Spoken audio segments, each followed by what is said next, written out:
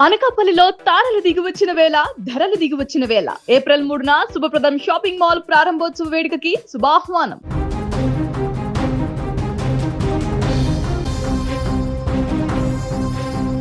ప్రేమ అనే రెండక్షరాల పదం ఎందరి జీవితాలలో వెలుగును నింపుతుందో కొన్నిసార్లు అంతే లోతైనటువంటి చీకటిని కూడా మిగుల్చుతుంది.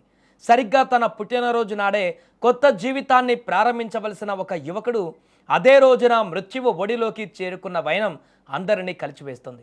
పెద్దలు అంగీకరించని ప్రేమను గెలిపించుకోవాలని భావించిన ఆ జంట చివరికి చావుతో ఓడిపోయిన తీరు అత్యంత విషాదకరంగా మారింది. సిద్దిపేట జిల్లా చేర్యాల మండలం ముస్తియాల గ్రామానికి చెందిన రాకేష్ ఒక యువతి గత కొంతకాలంగా ప్రేమించుకుంటున్నారు. వీరి ప్రేమ వ్యవహారం పెద్దలకు తెలియడంతో ఇంట్లో గొడవలు కూడా మొదలయ్యాయి.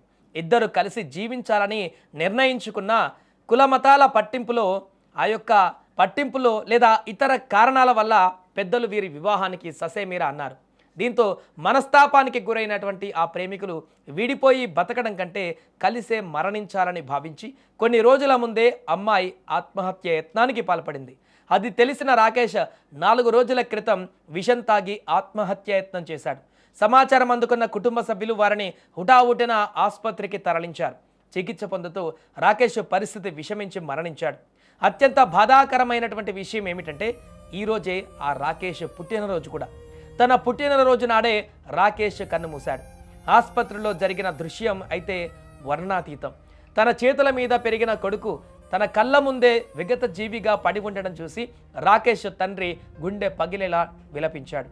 నాన్న, పుట్టినరోజున కొత్త బట్టలు వేసుకోవాలి కానీ ఇలా తెల్లబట్ట కప్పుకొని వెళ్ళిపోతావా అంటూ ఆయన ఏడుస్తుంటే ఆసుపత్రి సిబ్బందితో పాటు అక్కడ ఉన్న రోగుల బంధువుల కళ్ళు కూడా చెమ్మగిల్లాయి. ఆ తండ్రి కన్నీరు అక్కడున్న ప్రతి ఒక్కరిని కదిలించి వేసింది. కొడుకు మృతదేహం పైన పడి ఆయన రోధించిన తీరు మరువలేనిది. ప్రేమకు పెద్దల అంగీకారం లేకపోవడం, చిన్న వయసులోనే ఇలాంటి కఠిన నిర్ణయాలు తీసుకోవడం వల్ల 2 కుటుంబాలలో ఇప్పుడు తీరని శోకం మిగిలింది. పుట్టినరోజు వేడుకలు జరగవలసిన ఆ ఇంట్లో ఇప్పుడు మరణ మృదంగం వినిపిస్తోంది. ఈ ఘటనపైన పోలీసులు కేసు నమోదు చేసుకుని దర్యాప్తు చేస్తున్నారు.